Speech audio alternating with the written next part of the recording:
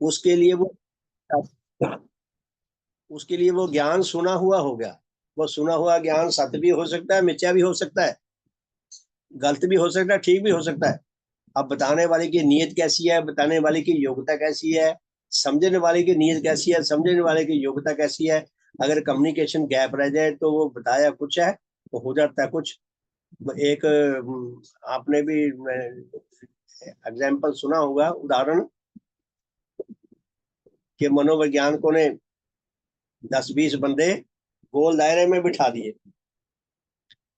पहले व्यक्ति के कान में कुछ बात बताई, उसे कहा भी अपने साथ वाले के, राइट साइड वाले के कान में ये बात बतानी, कोई और ना सुन ले।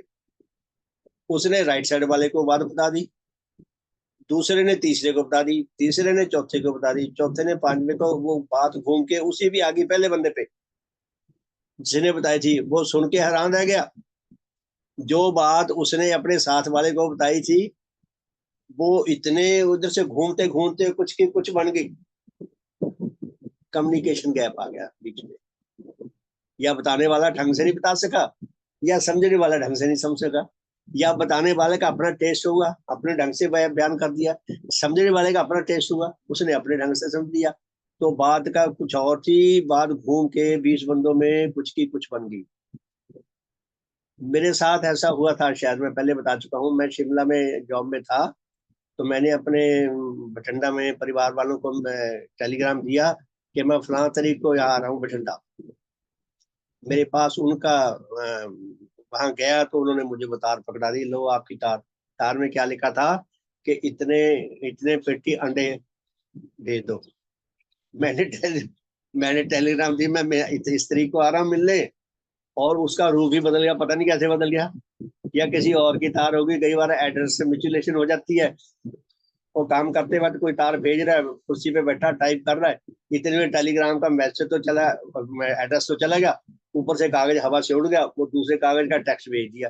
कुछ ना कुछ तो हुआ है ना गड़बड़। तभी वो मेरे साथ ही ये बीती बात है। तो कहने का मतलब ये है कि जिस विषय में हमारे अंदर बोध शक्ति होगी, और बोध शक्ति अंदर कोई डाल नहीं सकता, वो जन्मजात मिलती है हमें, किसी भी प्रकार की बोध शक्ति। तो हमने ये तीन पढ़ी थी, साक्षात ज्ञान उत्पादक अहंग शक्तियां, मैं से जुड़ा हुआ विषय। ये चीज मेरी है, ये चीज उसकी है। ये ज्ञान छोटे से बच्चे को नहीं होता, जब 8-10 महीने का होता है उससे ज्ञान नहीं होता। धीरे धीरे उससे जो जो उम्र बढ़ती है, वो उसके अंदर ये समझ आने लग जाती है। धीरे धीरे बच्चा साल का हो गया, 1.25 साल का हो गया, 1.5 साल का हो गया, उसे समझ आने लग जाता है ये वस्तु मेरी है, ये मैं हूँ, ये वो है, अलग अलग है। तो इसे कहते हैं अहंग का ज्ञान। हाँ, विषय यानी कि ये वस्तुएं मेरी है या मेरी नहीं है, ये भी 6 महीने के, 4 महीने के बच्चे को नहीं ये बात समझ आएगी। बड़े को तभी समझ आएगी जब उसके अंदर वो बोध जो सोया पड़ा था वो जाग गया एक समय के बाद। तो 4 हमने पढ़ी थी, और चौथी है साक्षात ज्ञान उत्पादक निम्न भाव विषयक बोध शक्तियां। ये 4 हमने पढ़ी थी।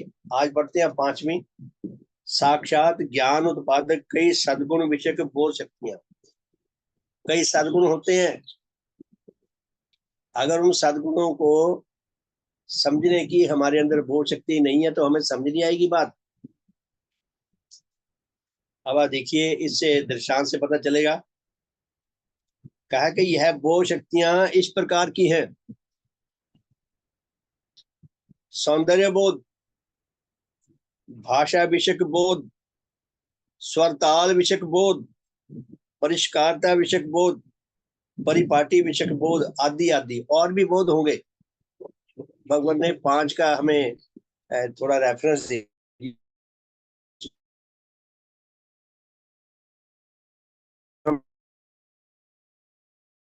तो ऐसे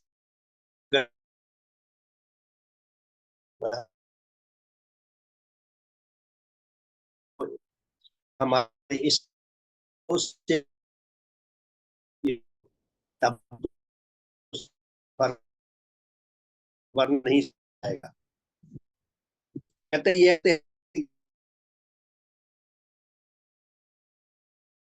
नहीं था,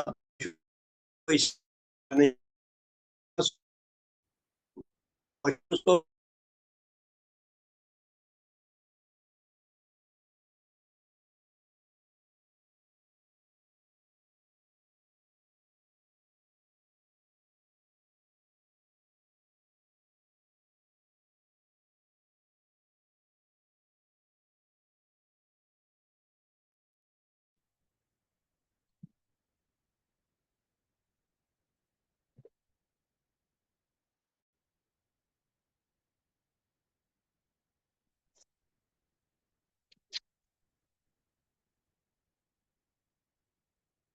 सबका शुभ हो।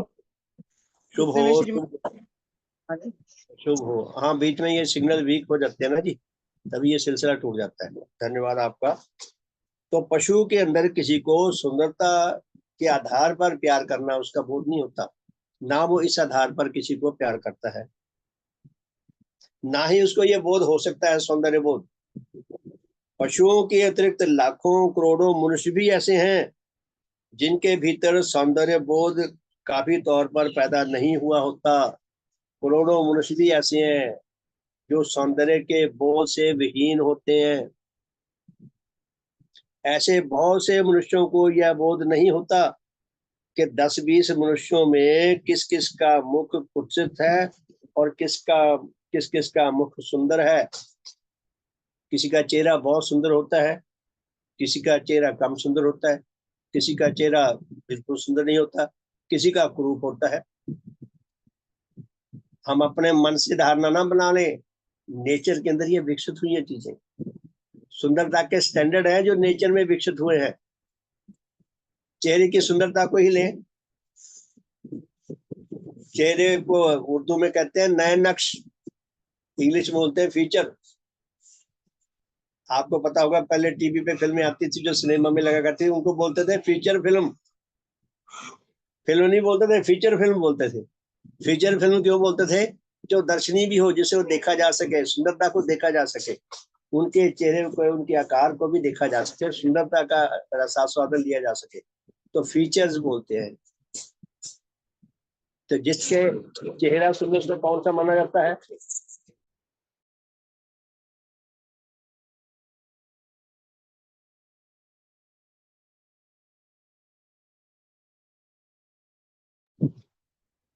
चेहरा वही सुंदर माना जा सकता है जिसके चेहरे के ऊपर उसके सारे अंग हो, माथा हो, दो आंखें हो, नाक हो, मुंह हो, कान हो, दोनों कानों का साइज शरीर के बॉडी के साइज के हिसाब से उतना ही बड़ा हो जितना बॉडी के हिसाब से कान होना चाहिए। आंखें उतनी बड़ी हो जितनी बॉडी के हिसाब से बड़ी हो। आपने देखा होगा किसी का एक कान बड़ा है, दूसरा कान छोटा है, या किसी की एक आंख ऊपरी हुई है बाहर को और एक आंख छोटी है, या नाक के नथुना एक ऐसा लगता है जैसे नीचे को दबा हुआ है, या किसी का लगता है एक नाक का नथुना ऊपर को उठा हुआ है। उसी तरह होठों को लेकर है। तो चेहरे का सुंदरता उसी को माना जाता है जिसमें सिमिट्री हो, जिसमें चेहरे के सारे अंग हो, सही स्थान पे फिट हो, और शरीर के हिसाब से उनका साइज भी सही हो, जितने साइज की होनी चाहिए, और वह सही तरीके से बनावट उनकी सही हो, शेप उनकी सही हो, सही विधि से, करीने से, जैसे कहते हैं ना, तरतीब से, करीने से, परिष्कारता से वो सही जगह पे लगे हुए हो। ये तो नेचुरल है जो हमें मिलता है। कई लोग वो करवाते हैं, क्या कहते हैं, मैं भूल ही जाता हूँ, जो सर्जरी करवाते हैं, तो वो इसीलिए कराते हैं ताकि वो सुंदर लगे। तो क्या कहा है कि पशुओं में सौंदर्य बोध नहीं होता और ना हो सकता है, क्योंकि उनकी आत्मिक गठन अधूरी है। मनुष्यों में भी, करोड़ों मनुष्यों में सौंदर्य बोध नहीं होता या बहुत कम होता है। यदि उनसे पूछे, उनको समझ नहीं आता ये पूछ क्या रहा है, जवाब क्या देंगे, समझ नहीं आता। आप देखिए भगवान हमें कितना तीक्ष्ण बुद्धि करते हैं हमारे। तो पशुओं में कहते हैं करोड़ों मनुष्यों में काफी मात्रा में सौंदर्य बोध नहीं होता या बहुत कम होता है। कोई कोई ऐसा कुछ होता है उसे होता ही नहीं। ऐसे बहुत से मनुष्यों को यह बोध नहीं होता कि 10-20 मनुष्यों में किस किस का मुख कुत्सित है और किसका सुंदर है। अगर 20 व्यक्ति उनके सामने खड़े हो तो उनका ये बोध नहीं होता।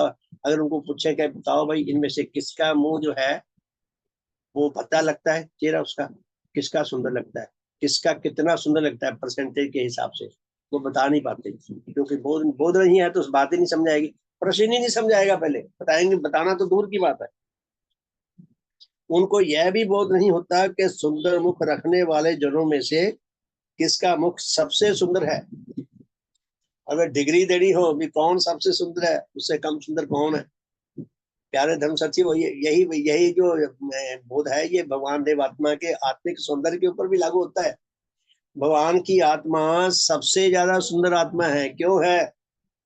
इसलिए कि भगवान की आत्मा का गठन पूर्ण है।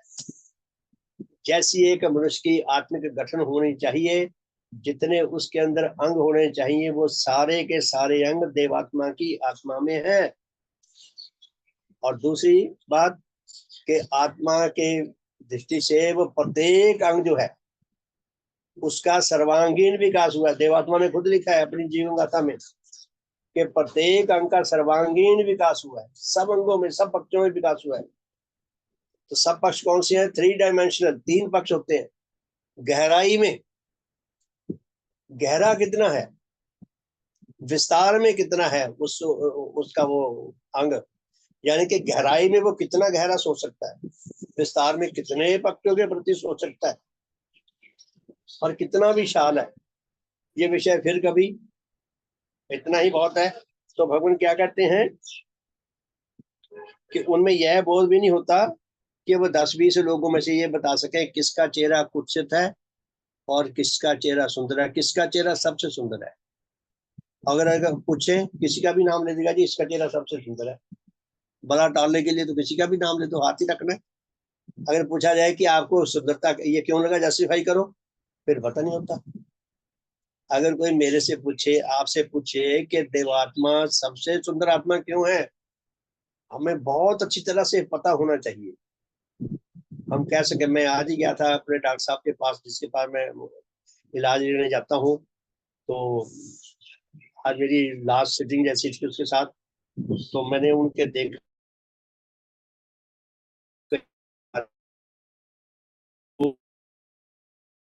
बहुत सारी किताबें रखी। मैंने कहा डॉक्टर साहब यहाँ आपने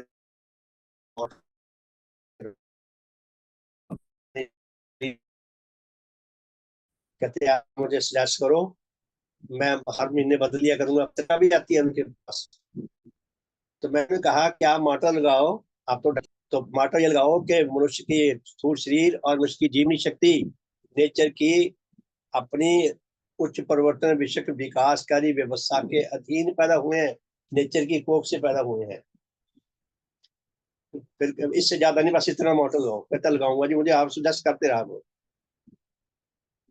कहने का मतलब अगर मुझे कुछ दिखाई देगा, मैं कुछ बता सकूंगा, तभी तो उसको कन्विंस कर सकेंगे। तो क्या कहते हैं भगवान कि जिसके अंदर सौंदर्य बोध नहीं है उसको सुंदरता किसी की समझ नहीं आएगी। नाना प्रकार के वृक्षों में से कौन सा वृक्ष सबसे अधिक सुंदर है, या 10-20 घोड़ों में से कौन सा घोड़ा सबसे अधिक सुंदर है।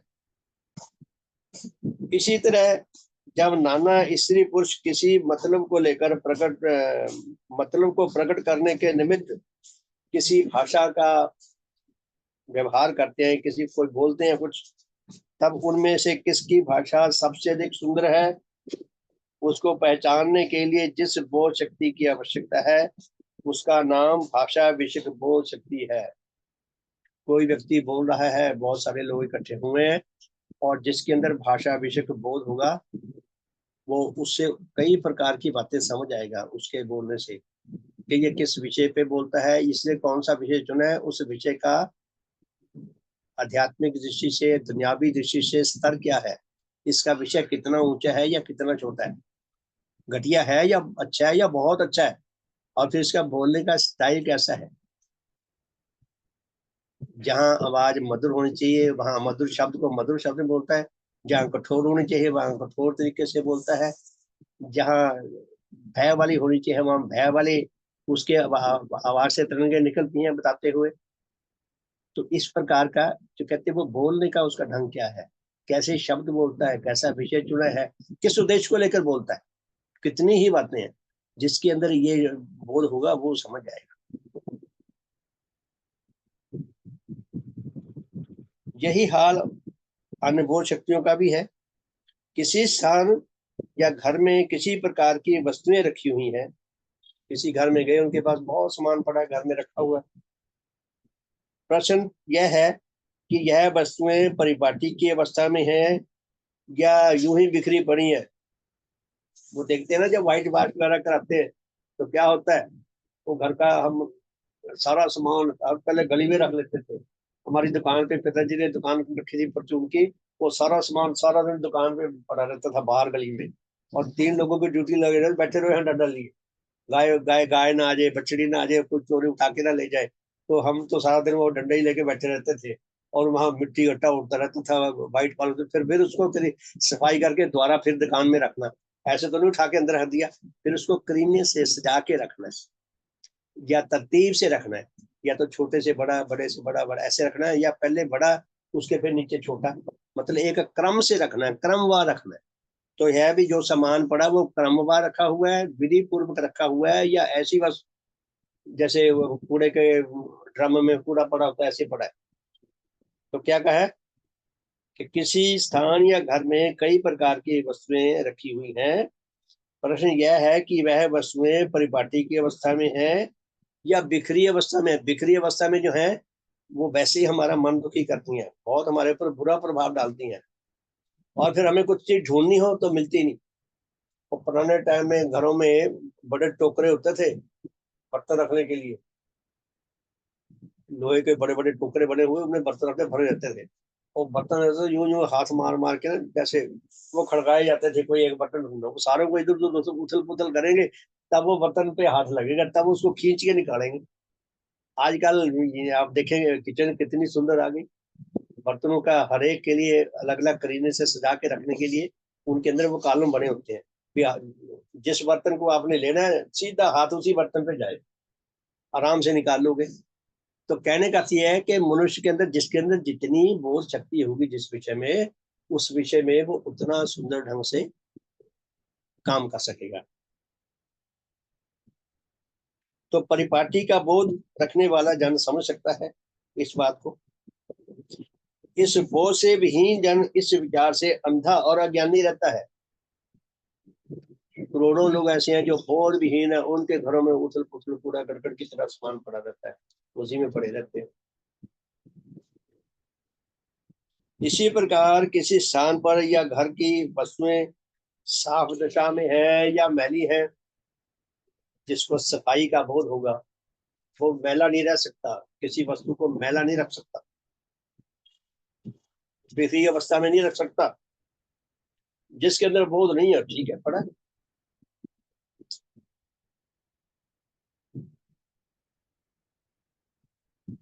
तो ये है साक्षात ज्ञान उत्पादक कई सद्गुण विषय बोध शक्तियां। उसी तरह संगीत के बारे में है। आपने मुझे देखा होगा जब भजन गाते हैं तो कई बार कई लोग वो चिमटे या खड़ाओं वो बजाने लग जाते हैं, करताल वगैरह या मंजीरे बजाने लगता है, मुझे बीच में रोकना पड़ता था, मैं उनको रोकता था। कईयों को बुरा भी लगता होगा तो मैं माफी मांगता हूँ अगर किसी को बुरा लगा हो। मेरे बोधों के अनुसार वो ताल के हिसाब से नहीं बजाते, वो बेताला बजाते हैं, और उससे डिस्टर्बेंस होती थी, मुझे तो खास करके होती थी। इसीलिए मैं हाथ जोड़ता था, भाई आप नाम जाओ। कहने का अर्थ ये है कि जिस विषय में आपको बोध है उस विषय में किसी अगर श्रृंखला बिगड़ी हुई है तो आपको कष्ट होगा, आपको स्पष्ट समझ आएगा कि इसमें क्या क्या होना चाहिए, क्या नहीं होना चाहिए। तो छठी बात, छठा जो है वो यह है साक्षात ज्ञान उत्पादक न्याय विषयक बोध शक्तियां। जिसके अंदर न्याय विषयक बोध शक्तियां होगी, जितनी तीव्रता से होगी उतना वो सही बात को समझ सकता है और सही निर्णय दे सकता है। देखें इसके बारे में क्या लिखा है। यह सत्य है कि पशु जगत से ही मनुष्य का विकास हुआ है। पशु जगत के लाखों जीव अपने सुख विषयक भावों से परिचालित होकर जिस तरह पहले एक दूसरे पर कई अन्याय मूलक अत्याचार करते थे, वैसे ही अब भी कर रहे हैं। वो एक शब्द आता है जंगल राज। जंगल राज क्या होता है? जंगल में क्या होता है? माइट इज राइट, कि जो शक्तिशाली है उसने जो कर दिया वो सही है। आध्यात्मिक दृष्टि से यह सही नहीं है, लेकिन क्योंकि उनके अंदर जब दया का भाव ही नहीं है तो किसी पे दया, किसी को कष्ट में कैसे देख सकते हैं? जिसके अंदर न्याय का भाव ही नहीं है उसको ये समझ नहीं आ सकता भी इसके साथ न्याय कैसे करें। शेर जीतों को देखें, वो सारी आयु जीवित जानवरों को फाड़ फाड़ के खा जाते हैं। मनुष्य मांसाहारी है। अगर न्याय का बोध हो, भगवान ने कहा है कि जो मांसाहारी है उनके आत्मिक 3 आत्मिक अंगों की भयानक हानि होती है। अब कोई कुतर्क कुछ भी करता रहे, किसी को समझाए या बात ना समझाए, भगवान ने कहा है कि जो मांसाहारी हैं उनके 3 आत्मिक गुण जो हैं उनकी भयंकर हानि होती है। मांसाहारी का दया भाव खत्म हो जाता है। दया, जिसके अंदर दया भाव है वो किसी किसी अस्तित्व को, चाहे पशु है चाहे कुछ भी है, उसको उसके प्राण हानि करके उसको मार के खाना कभी सहन नहीं करेगा। दया भाव का हित हुआ, क्या वो चाहेगा? मैं चाहूंगा कि मेरी मेरी बांह काट के अपने घर में पका के खा ले या मेरी टांग काट के खा ले। हम अपने लिए नहीं चाहते, हम दूसरों के ऊपर दया क्यों नहीं करते? जो मांसाहारी है उसका दया भाव नष्ट हो जाता है, अगर हो तो धीरे धीरे वो कमजोर होकर नष्ट हो जाता है। दूसरा, जो मांसाहारी है उसके अंदर कृतज्ञता भाव नहीं होता, वो दूसरों के उपकारों को देख नहीं सकता। जिनसे उपकार पाए उन्हीं को फाड़ फाड़ के खा जाता है। जो मांसाहारी है वो किसी के प्रति न्याय नहीं कर सकता। जितनी प्रजातियां मांसाहारी हैं, जितने देश मांसाहारी हैं, वो न्याय नहीं कर रहे, वो दया नहीं कर रहे। सब सारी दुनिया में अफरा तफरी क्या मची हुई है? यूएनओ फेल क्यों होगी? कि सारे देश ऐसे ही है, यही कुछ कर रहे हैं।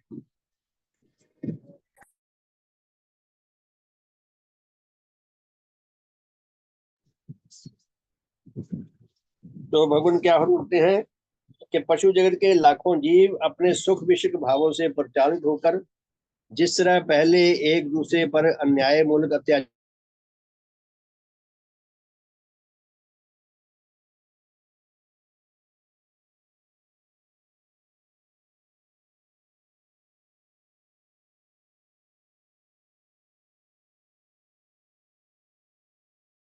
जगत के जीवों पर अन्याय व अत्याचार करते हैं, करते थे और कर रहे हैं। अन्याय या अत्याचार से क्या अभिप्राय है? क्या इसका मीनिंग क्या है? जब कोई मनुष्य किसी मनुष्य या पशु आदि के उचित अधिकार या हक का अपहरण करके अपने किसी सुखपरायण भाव की तृप्ति करता है, अपने किसी स्वार्थ की तृप्ति करता है, किसी के उचित अधिकार पर डाका डाल के, तब वह किसी और पर अन्याय या अत्याचार करता है। यह अत्याचारी या अपहरणकारी जन अपनी अन्यायकारी क्रियाओं को उचित मानता है, वो ठीक मानता है, मैंने ठीक करा, ये इसी के लायक है। हम सब आधे अधूरे हैं, हम सब से जानबूझकर भी हम गलतियां कर बैठते हैं, अनजाने में भी कर बैठते हैं। जानबूझकर भी हमारे से अपराध हो जाते हैं, अनजाने में भी हो जाते हैं। हम सब अपेक्षा करते हैं कि दूसरा मुझे क्षमा कर दे, हम किसी को क्षमा ही ना करें। और कहते हैं उचित बताता है कि मैंने जो करा ठीक करा है। ऐसे कर्मों को उचित मानकर उनका प्रचार भी करता रहता है। मनुष्य जब पैदा हुआ तब जंगली अवस्था में था। धीरे धीरे मनुष्य सोसाइटी और समूह बनाकर रहने लगा। जंगली था, जंगली बिल्कुल पशुओं जैसे ही था दिखने में। धीरे धीरे पशुओं में रहते रहते, क्योंकि इसके अंदर बुद्धि शक्ति थी, तो अपनी बुद्धि शक्ति से वो अपने चारों ओर देखता था। तो धीरे धीरे इसने बुद्धि का विकास होने लगा। पहले कल्पना शक्ति का, फिर विचार शक्ति का। धीरे धीरे ये विकसित होता होता पशुओं से अलग होता गया। और समय के साथ साथ नए नए विचार सूझते गए, तो नए नए ये विकास करता गया। सोसाइटियां धीरे धीरे आई हैं। जितनी समाजें हैं, जितनी सोसाइटियां हैं, जितनी जातियां हैं, उन सबका इतिहास है। कि पहले बर्बर युग से मनुष्य बाहर निकला है और धीरे धीरे इतने सुंदर भव्य शहरों में रहने लग गया। धीरे धीरे धार्मिक शक्तियां भी उसके अंदर जागने लगी। ये धीरे धीरे समझ आती है। धीरे धीरे मनुष्य सोसाइटी और समूह बनाकर रहने लगा। इस सोसाइटी और समूह की रक्षा के लिए उसने ऐसे सब कर्मों को अपराध ठहराया जिनके कारण उनकी सोसाइटी या समूह को हानि पहुंची थी। धीरे धीरे मनुष्य ने ऐसे ऐसे नियम बनाने लग गया, ऐसे ऐसे कोड ऑफ कंडक्ट बनाने लग गया जिनसे औरों को हानि से बचाया जा सके, अपने आप को हानि से बचाया जा सके। ये धीरे धीरे जिन मनुष्यों में कुछ बोध थे, जिनको ये चीज दिखाई दिया कि किसी को जिंदा ही मार के खा जाना बहुत बड़ा पाप है, तो उन्होंने ऐसी आवाजें उठाई कि ये पशुओं को मार के खाना, ये जो है, ये पशुओं को खाना ही हानिकारक है, मांसाहार भयानक चीज है। ऐसे ही धीरे धीरे और विषयों में भी योग्यताएं बढ़ती गई, तो और सुंदरता धीरे धीरे आती रही।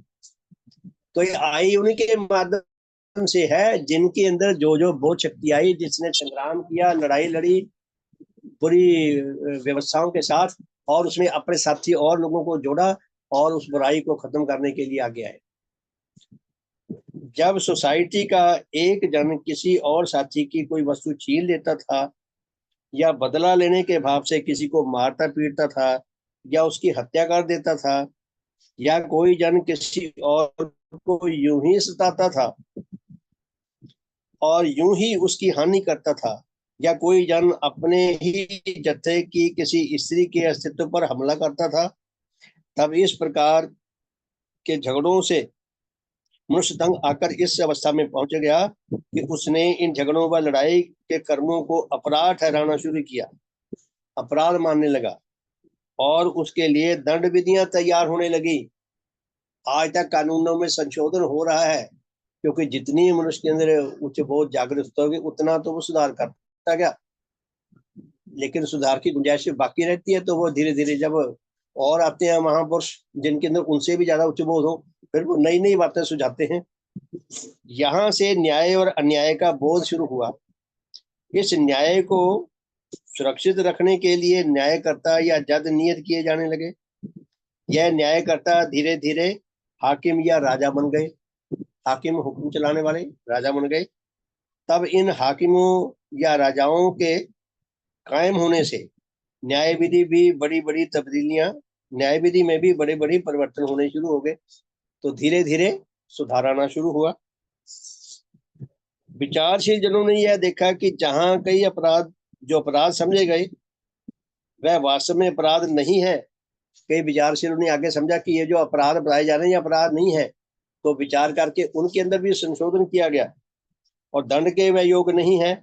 वहां कई ऐसे अपराध भी हैं जो झूठ मूठ अपराध समझे गए। ऐसे अपराधों को अपराध ना समझने के लिए आंदोलन आरंभ हुए और धीरे धीरे समाजों ने ऐसे अपराधों को अपराधों की लिस्ट से निकाल दिया। तो कई मनुष्यों ने, बोध विहीन मनुष्यों ने, कम बोध होने वालों ने, या कई हिंसक लोगों ने भी ऐसे ऐसे नियम भी बनवा दिए जो नहीं बनवाने जाने चाहिए थे। जब समय के साथ साथ और बोध हुआ तो वो गलत नियम बंद किए गए, और इस तरह सभ्यता की सीढ़ी पर मनुष्य चढ़ने लगा और भयानक दंडों को बंद कर दिया और कई ऐसे सैकड़ों अपराधियों को निरपराधी ठहराया जो वास्तव में अपराधी नहीं थे। इतिहास में एक ईसाई महिला का जिक्र आता है, मैं नाम भूल रहा हूं उसका। उसको पत्थर मार मार के मार डाला गया था। 400 साल बाद निर्णय हुआ कि वो निरपराध थी। 400 वर्ष लग गए। अब उसको बेचारी को क्या फायदा हुआ जिसको पत्थर मार मार के मार डाला। लेकिन एक बात है सुंदरता, कि जब किसी के अंदर ये बोध जागा तो उसने सुधार की। एक अंग्रेज थे, मैं उनका भी नाम भूल रहा हूँ। 1947 के बाद उसने अंग्रेज कौम की तरफ से भारतवासियों से माफी मांगी। उसने कहा कि मेरी कौम ने भारत के ऊपर बहुत जुल्म किए हैं, मैं अपनी कौम की ओर से, अपनी जाति की ओर से आपसे माफी मांगता हूँ। तो प्यारे साथियों, कि ऐसी ऐसी घटनाएं कौन पे हर एक से नहीं पैदा हो सकती। जिसके अंदर जिस विषय में जितना कोई बोध जागृत हुआ है उतना वो उस विषय में और निखार लाया है काम में। तो कहते इस न्याय भाव के रखने वाले जनों ने अपनी न्यायकारी बात के प्रचार के लिए जो कुछ उचित यत्न, उपाय या परिश्रम किया, वह उन्होंने किसी लालच के कारण नहीं किया, वह तो उन्होंने उच्च भावों की प्रेरणा से किया। उनके अंदर उच्च भाव थे, उच्च बोध थे। उन बोधों के द्वारा उनको दिख रहा था कि ये गलत है, ये गलत काम बंद होना चाहिए, तो उन्होंने संग्राम किया। जैसे राजा राम मोहन राय ने सती प्रथा के ऊपर बहुत काम किया। इंग्लैंड में जाकर लड़ाई लड़ी, कानून बनवा के आए, नहीं तो उससे पहले आम होती थी। प्रयास औरों ने भी किया, विशेष नाम इनका सामने आता है। कहते ऐसे न्याय भावों के रखने वाले जनों को जितनी कुछ सफलता मिली और उस सफलता से जिन जिन लोगों को सच्चा न्याय मिला, उससे मनुष्य जगत में निश्चय कल्याण आया है। न्याय के भाव का जितना किसी के अंदर बोध आया, जितना उसने न्याय के को सामने रखकर नियम बनाए, उतना ही जो निरपराधी लोग थे वो अन्याय से बचते रहे, उनकी सुरक्षा हुई। इस न्याय भाव के अधिक से अधिक जागृत होने से नाना अपराध मूलक कर्मों के संबंध में जिस कदर सत्य ज्ञान प्राप्त हुआ है, वह इस भाव के द्वारा प्राप्त हुआ है। न्याय बोध के कारण ये बड़ी बड़ी अदालतें जो बड़ी हैं, बड़े बड़े कानून बने हैं। एक एक वकील के पास देखो, उनकी अलमारी में सैकड़ों पुस्तकें पड़ी होती हैं। अब तो नेट पे भी आपको ऐसे मिल जाएंगे, भारतीय कानून में जितने कोर्ट फैसले हुए हैं वो सारे नेट पे मिल जाएंगे। आपके पास पर्टिकुलर होना चाहिए, वो नेट से आप ढूंढ सकते हैं कि फलां केस उसका ये नंबर है, हाई कोर्ट में उसका क्या निर्णय हुआ था, सुप्रीम कोर्ट में क्या निर्णय हुआ था, उसके आधार पर भी लोग अपने केस लड़ते हैं ऐसे। तो ये न्याय बोध का कहाँ तक ले गया इंसान को उठा के, कितना उच्च चरित्र वाला बना दिया। कहते हैं जिस जिस पहलू में, जिस जिस पक्ष में न्याय भाव पैदा नहीं हुआ, उस पक्ष में बड़े बड़े अपराध आज भी चल रहे हैं, आज भी अपराध हो रहे हैं जिस विषय में न्याय बोध पैदा नहीं हुआ। भयानक जुर्म महसूस नहीं होते। एक एक मत, एक एक मजहब में लाखों लोग या ठीक समझते हैं कि किसी अन्य संप्रदाय के लोगों को अपने मजहब में लाना उचित है। वो समझते हैं इसकी मजहब से उखाड़ के अपने मजहब में लाना उचित है। साम दाम दंड विधि, किसी भी विधि से इसको वहां से काट के अपने में डालना ये सही है। ऐसे मजहब के लाखों मनुष्यों को की जो दुर्दशा है, वह सब इसलिए कि उस मजहब के अंदर न्याय का बोध ही पैदा नहीं हुआ, या उस मजहब के अंदर न्याय बोध रखने वाले जन बहुत कम है, जिनकी आवाज बहुत धीमी है, या तो उनके अंदर बोध ही नहीं पैदा हुआ। वो जनसंख्या बढ़ गई, उसका क्या करना है, करोड़ों अनुयायी हो गए तुम्हारे और आपस में लड़े जा रहे हैं। जब उच्च भाव नहीं है तो चाहे अलग अलग रहे चाहे इकट्ठे रहे, लड़ेंगे। इसलिए उसमें न्याय का प्रचार नहीं हुआ और अत्याचार भी नष्ट नहीं हुआ, अत्याचार भी जारी है, उनकी पूजाएं भी जारी है, अन्याय भी जारी है, अत्याचार भी जारी है। और पाश्विक प्रवृत्ति नष्ट नहीं, पाश्विक पशु प्रवृत्ति, राक्षसी प्रवृत्तियां जो है उसी तरह चल रही है। मजहब के रखने से मनुष्य सुसभ नहीं बन जाता, मजहब सुसभ नहीं बनाता, उच्च प्रभाव सुसभ बना सकते हैं किसी को। नाना प्रकार के उच्च भावों या न्यायकारी भावों के उत्पन्न और जागृत होने से ही मनुष्य सभ्यता की अवस्था को पहुंच सकता है। तो पहले दल सुन दियो विषय, अच्छा हो जाएगा पूरा ये। न्याय भाव के बिना मनुष्य अत्याचार को अत्याचार ही नहीं समझता। अगर किसी के अंदर न्याय का बोध नहीं है, उसको अन्याय अन्याय ही नहीं लगता। हजारों वर्षों से स्त्रियों पर अत्याचार होता रहा है, परंतु उस अत्याचार को करोड़ों जनों ने अत्याचार ही बोध नहीं किया। पाप या अपराध या अत्याचार का साक्षात ज्ञान उनको प्राप्त ही नहीं हो सकता जिनके अंदर न्याय का उच्च बोध ना हो। आज ही देखें हम, एक जाति में क्या है, एक मत में क्या है, हलाला हो रहा है, जब मर्जी तलाक दे दिया, जब मर्जी 4 शादियां कर ली। ये कितना बड़ा अन्याय है। क्या इस शिशु में ऐसा अधिकार दिया है? शिक्षा का अधिकार नहीं। बुरके में रहे, आप देखें जरा, बुरके में चादर ओढ़ के 5 मिनट नहीं बैठा रहता, बुरी तरह पसीना आता है और वही गंदी वायु में सांस लेने पड़ते हैं। इतना बड़ा जुल्म है। तो जिसके अंदर न्याय बोध नहीं है उसको ये अन्याय नहीं लगेगा। न्याय विषयक नाना भावों से विहीन होकर जैसे लाखों लोग मनुष्य जगत के और अन्य लाखों करोड़ों जनों के संबंध में अन्याय या पर हानि विषय नाना प्रकार की चिंताएं कर्म करते हैं चिंताएं और अन्य कर्म करते हैं, वैसे ही लाखों लोग क्या मांस खाने के लिए, क्या पशुओं की विविध प्रकार की चीजों का व्यापार करने के लिए, धन इकट्ठा करने के लिए, क्या अपने एक या दूसरे प्रकार के कहलाने वाले देवी देवताओं के आगे उनकी बलि देने के लिए, क्या उनका शिकार करके खुशी लाभ करने के लिए, और क्या क्या अन्य कई बातों के लिए पशु जगत के नाना प्रकार के जीवों के प्रति बहुत बड़ा अत्याचार या अन्याय करते हैं। प्यारे धनुष्मंदियों, कितना मनुष्य अन्याय कर रहा है धन कमाने के लिए, स्वभाव के लिए, खेलों के लिए, बिजनेस करने के लिए, कितना अन्याय करता है। उनके अत्याचार इस कदर भयानक हैं जिनका वर्णन नहीं हो सकता। यह महाभयानक अत्याचार इन निर्दोष पशुओं पर इसलिए होता है कि उनके कर्ताओं के आत्माओं में इन पशुओं के संबंध में न्याय मूलक नाना प्रकार के उच्च भाव वर्तमान नहीं है, न्याय मूलक बोध नहीं है, इसलिए पशु सबसे ज्यादा शिकार है मनुष्य के अन्याय के। ऐसे अत्याचारी लोग अपना तो यह जन्मजात अधिकार समझते हैं कि जब तक वह किसी अन्य पर कोई आक्रमण न करें तब तक किसी को यह अधिकार नहीं है कि वह अपने किसी उद्देश्य के लिए उनकी हत्या कर दे।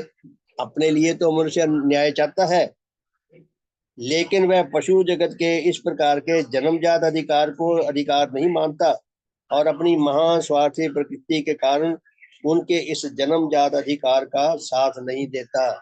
तो प्यारे धर्म साथियों, ये विषय पढ़ने के संबंध में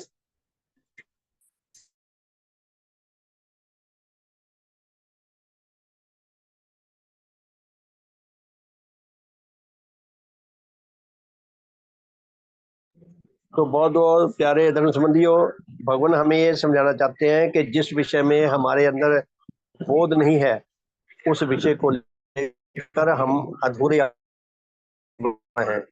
और ये जो बोध शक्तियां हैं ये हमारी आत्मा के बहुत मूल्यवान अंग हैं। जिसके अंदर जो बोध नहीं है, जो अंग नहीं आत्मा का, उससे वंचित होने के कारण वो बहुत भयानक हानि उठाने के लिए खुद भी विवश है, दूसरों को भी पहुंचाता है। और इससे हमें यही शिक्षा मिलती है कि हम अपनी आत्मिक गठन में जो भी अधूरापन है उसको दूर करने का संग्राम करें और अपने साथियों से, भगवान से सहायता लेकर अपने आप को सही दिशा की ओर चलाने की योग बन सकें। मैं बन सकूं, आप सब बन सकें। बहुत बहुत धन्यवाद। हमारे मेहरबान लाउड स्पीकर आ रहे हैं गलियों में आज इलेक्शन वाले भी, तो इसलिए सॉरी। तो इस साधन को विराम देते हैं जय ध्वनि करके। फिर रात को मिलेंगे 8:40 पे। भगवान देवात्मा की जय, भगवान देवात्मा की जय, भगवान देवात्मा की जय, भगवान देवात्मा की जय। सबका शुभ हो, सबका भला हो। बहुत बहुत धन्यवाद। गुड इवनिंग जी, बहुत बहुत धन्यवाद। रात को मिलेंगे 8:40 पे। शुभ बहन जी आपका कुछ कह रहे थे? मैं कह रही हूँ आपका बहुत बहुत धन्यवाद जो आप हमारे लिए इतना अच्छा करते हो, इतना संघर्ष करते हो, संग्राम करते हो। बहुत बहुत धन्यवाद आपका। धन्यवाद। हाँ जी, धन्यवाद तो भगवान का, हमारे धर्मसंबंधियों का, हमारे मिशन का, जिसने ऐसी व्यवस्था हमें दे दी और हमारा इसमें टाइम लगा के हमारी अपनी योग्यता भी बढ़ती है, हमें आनंद भी आता है, हमारा समय भी अच्छा बीतता है जी। तो बहुत बहुत धन्यवाद। सबका शुभ हो। फिर रात को मिलती है जी 8:40 पे। बहुत बहुत धन्यवाद।